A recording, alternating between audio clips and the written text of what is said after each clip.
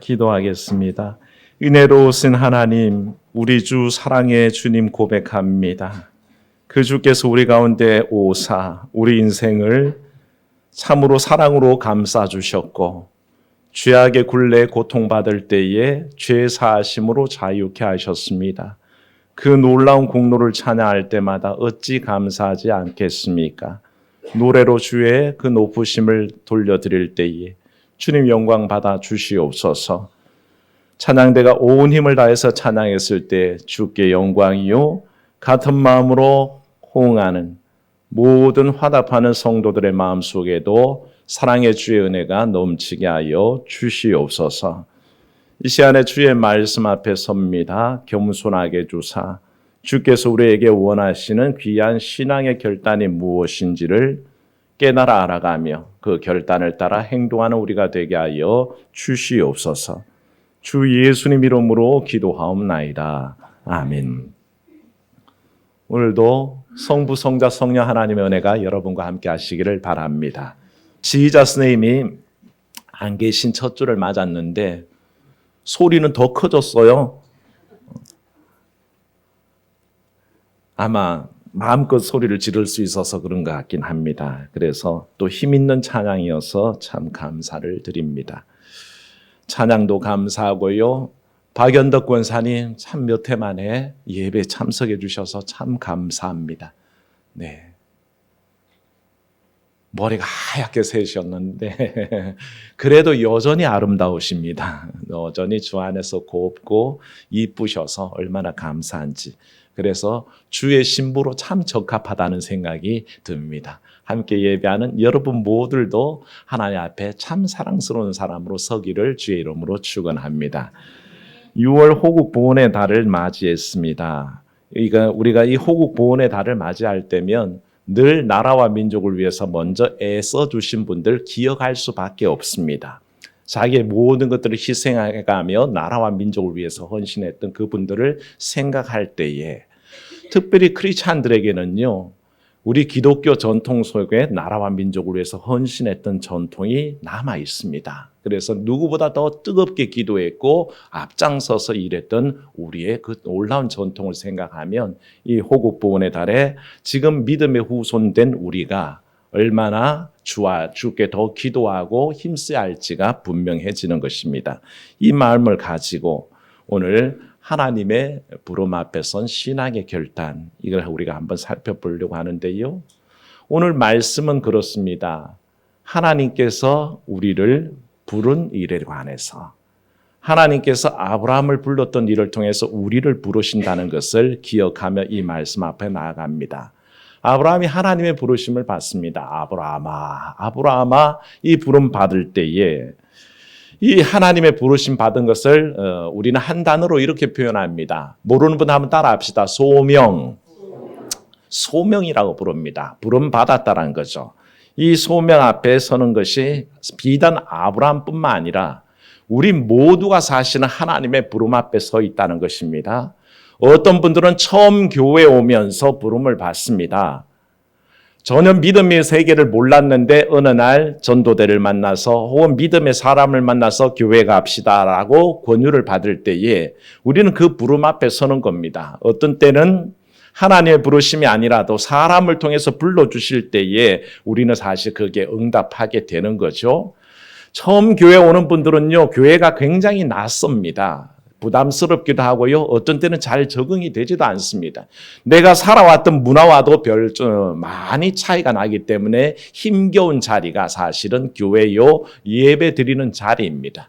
우리 교회도 이제 새신자들이 많이 계신데 처음 오실 때는 되게 부담스럽잖아요. 어떤 때는 무섭기도 하고 어떤 때는 막 두렵습니다. 그러나 그 모든 것을 이겨내고 하나님의 부르심 앞에 선다라고 생각할 때에 그게 응답하는 것이 복된 줄로 믿습니다. 하나님이 날 불러주신 줄 알고 그 믿음의 세계 앞에서 하나님 앞에 서는 마음이 될 때에 하나님께 복받는 길이라는 것이죠. 처음 믿는 사람만 그렇습니까? 기존에 믿었던 분들도요, 사실은 하나님 앞에 부름을 받습니다.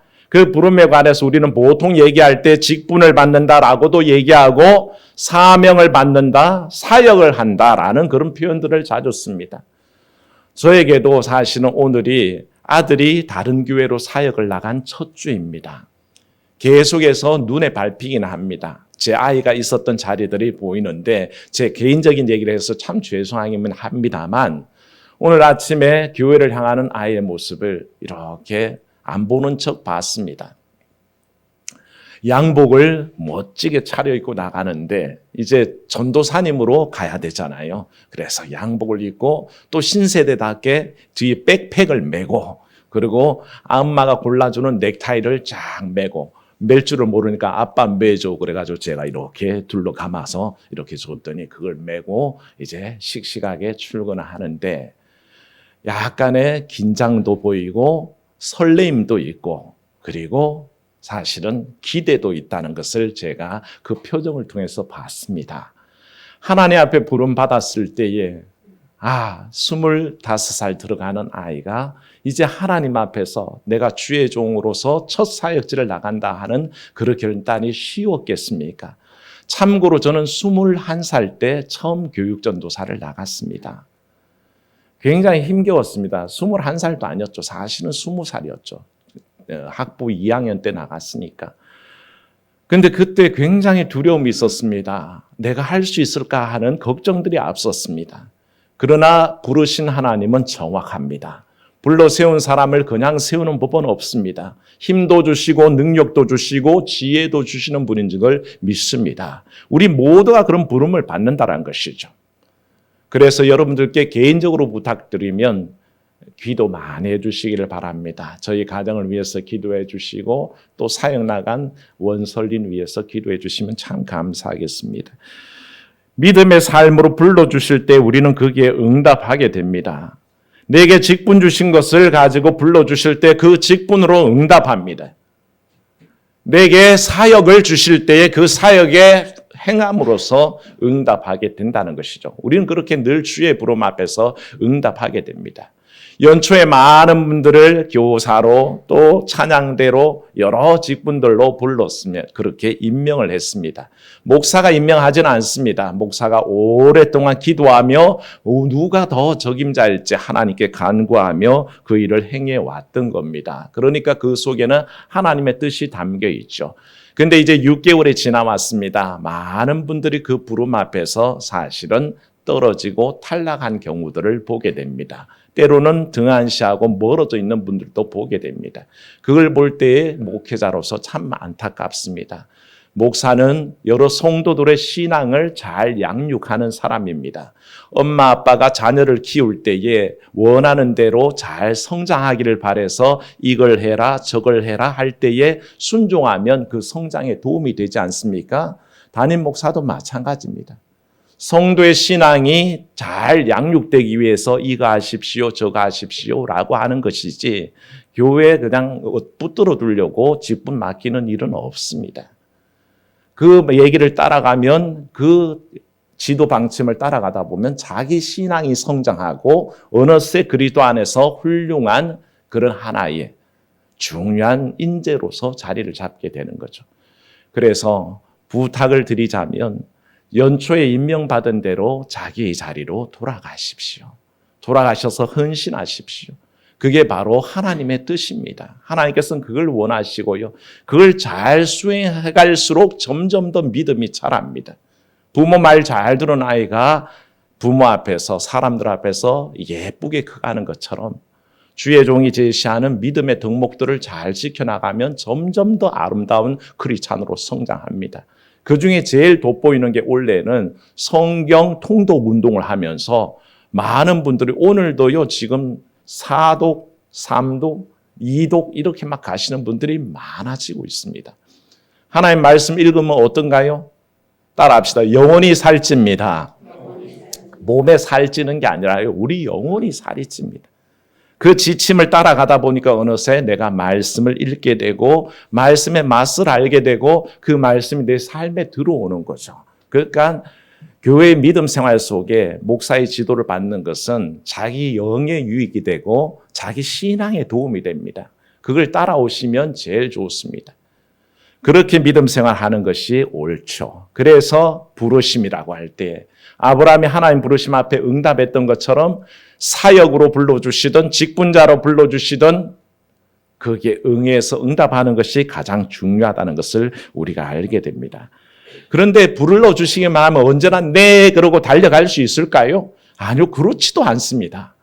하나님의 부르심이란 게 내가 나를 불러주시니 언제나 예 하고 대답할 수 있다고 생각하십니까? 절대 그렇지 않습니다. 처음 교회를 오는 사람들이 저 교회 문턱을 넘어오는 게 얼마나 어렵습니까? 아무리 목사와 친해진 다음에라도 길거리에서 만나서 인사를 주고받는 사람이라도 교회 한번 오십시오 그러면 저 문턱을 넘어서는 게 너무 어렵습니다. 똑같이 이미 믿고 있는 분들이지만 직분을 맡기고 사역을 부탁하면 예 하고 응답하기가 참 힘듭니다. 왜 그럴까요? 현실의 문제 때문에 그렇습니다. 어려움이 있다는 것입니다. 자기의 삶을 버려야 되잖아요.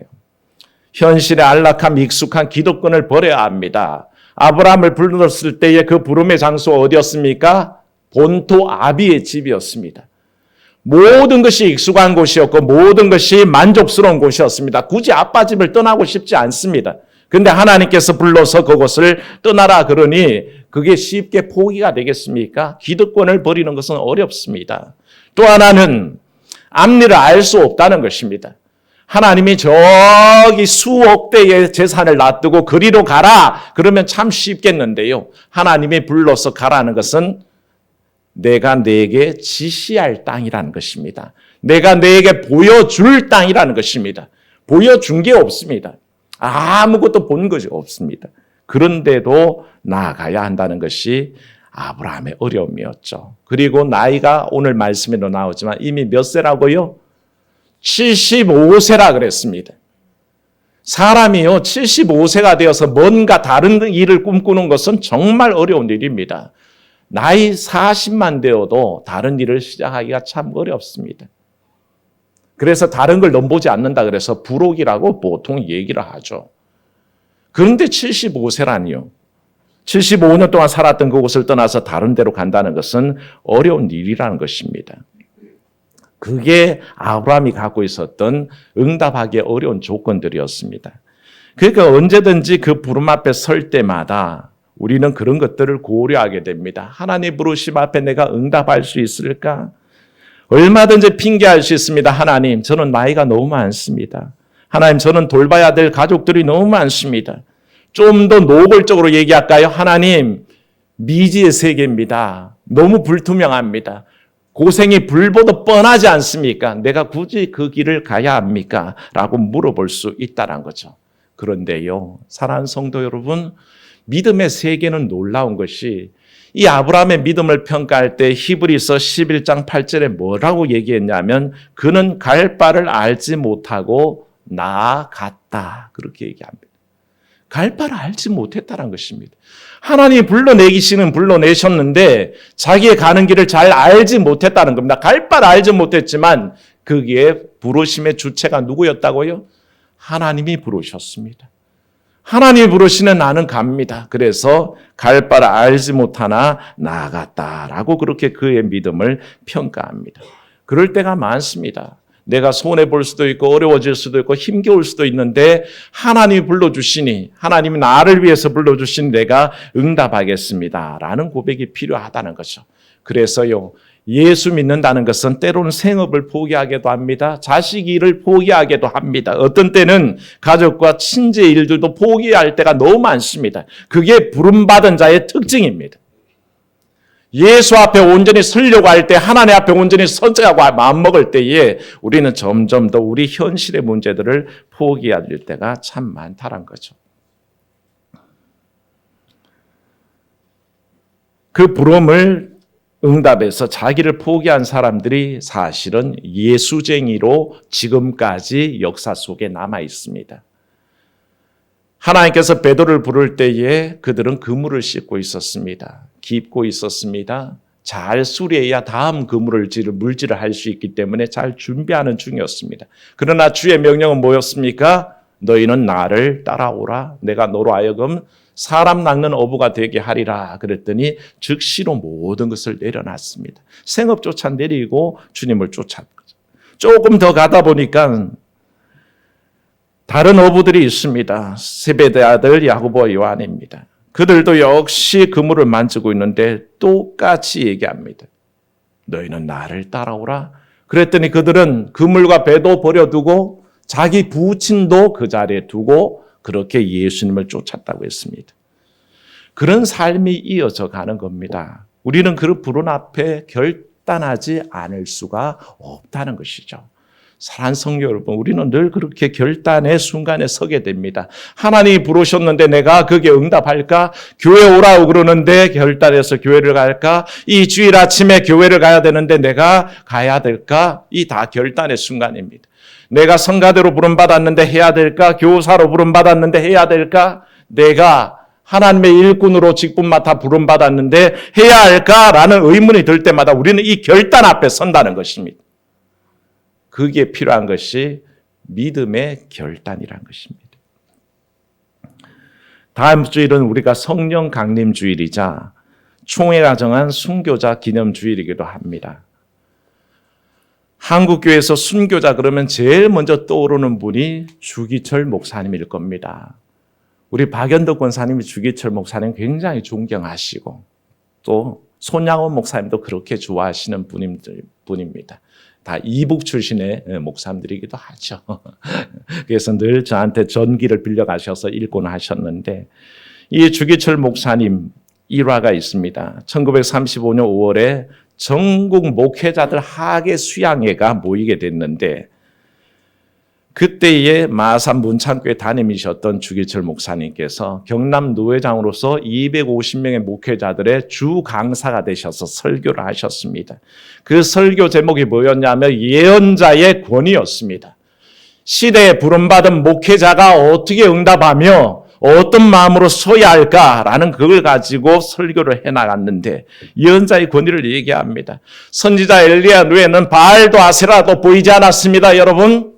선지자 엘리야의 눈에는 오직 하나님만 보였습니다. 그게 예언자입니다. 사랑하는 여러분, 예레미야는 눈물 흘리며 조국을 위해서 예언했습니다. 그게 예언자입니다.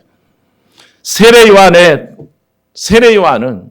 동생의 아내와 간음한 헤롯 대왕을 향해서 어떻게 그럴 수 있습니까? 라고 꾸짖다가 목배임을 당했습니다. 그래도 할 말 다 하는 게 선지자요? 반드시 세워내야 될 권위를 세우는 것이 예언자입니다. 그게 바로 예언자입니다. 그렇게 온 일사각오를 다지면서 설교를 했었습니다.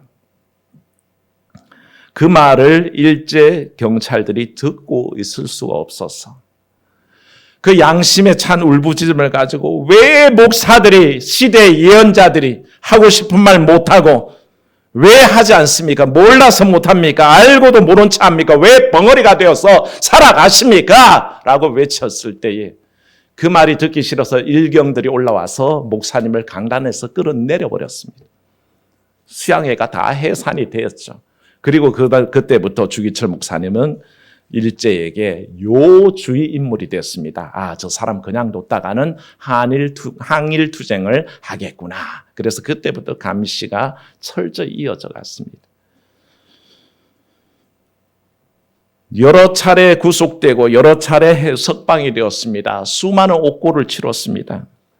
그러다가 1939년에 어느 날 옥고를 치르고 돌아온 그날 주기철 목사님이 오종목의 나의 기원이라는 유명한 설교를 하셨습니다. 오종목 5가지의 내 기도 제목 그걸 가지고 설교를 하시는데 첫째가 죽음의 권세를 이기게 하소서. 일제가 아무리 탄압하고 핍박하더라도 그 권세를 이기게 하옵소서. 두 번째 장기간의 고난을 이기게 하소서. 오랫동안 지속되는 그 고통 속에서 끝내 싸워서 이기게 하소서라고 기도한 것이죠. 세 번째 제목이 노모와 처자를 부탁합니다 라고 그렇게 설교를 하셨습니다. 노모와 처자를 하나님 손에 위탁하오니 하나님께서 그들을 붙잡으시고 내가 주의 일을 하는데 인정의 줄이 얽매지 못하게 하십시오 라고 그렇게 눈물로 설교를 했습니다. 그리고 의에 살고 의에 죽게 하소서. 내 마지막 기도는 내 영혼을 주님께 위탁합니다. 이렇게 예언자적인 고백을 하며 그렇게 설교를 했죠. 이 얘기를 하는 것은 목사님들도 시대의 부름을 받습니다.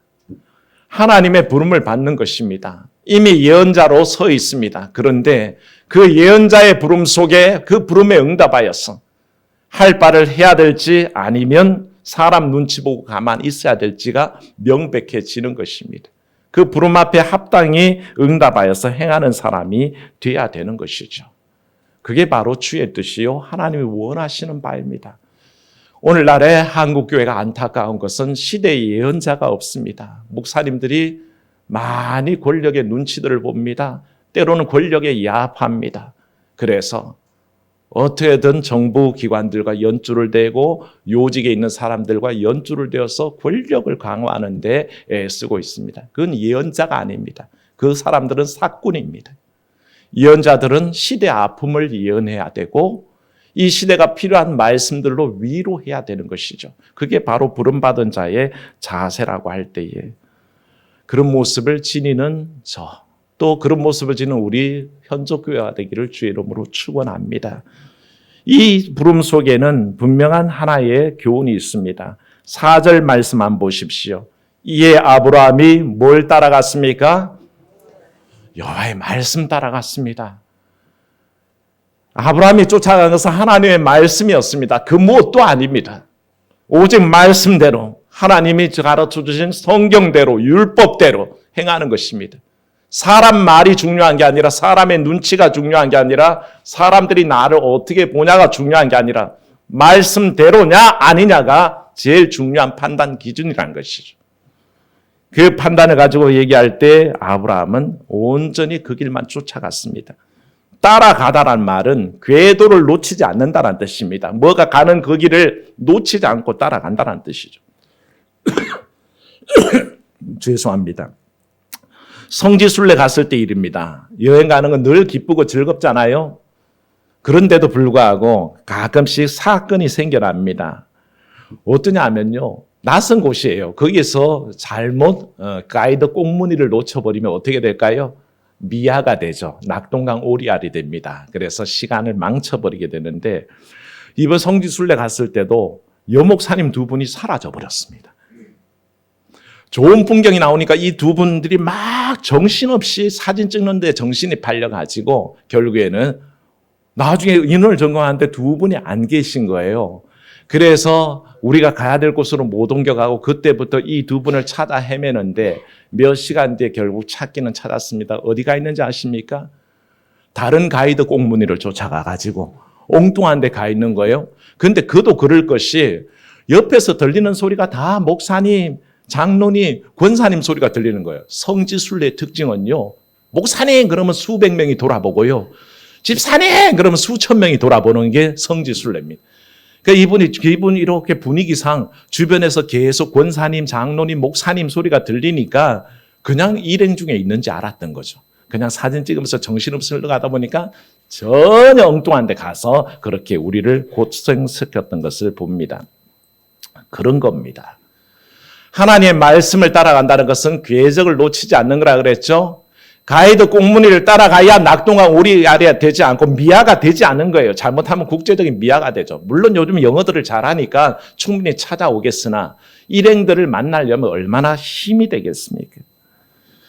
제대로 쫓아가지 않으면 낭패를 보는 것이죠. 그래서 하나님 앞에 결단할 때 제일 중요한 태도는 그것입니다. 하나님의 말씀 따라가는 겁니다. 그래서 말씀 열심히 읽는 거고 열심히 예배드리며 설교 듣는 것이고 열심히 성경 공부하는 것입니다. 그것을 통해서 우리는 믿음의 결단을 합니다. 사랑하는 성도 여러분, 하나님의 부르심 앞에 항상 믿음의 결단할 수 있는 그런 귀한 결단이 있기를 주의 이름으로 축원합니다.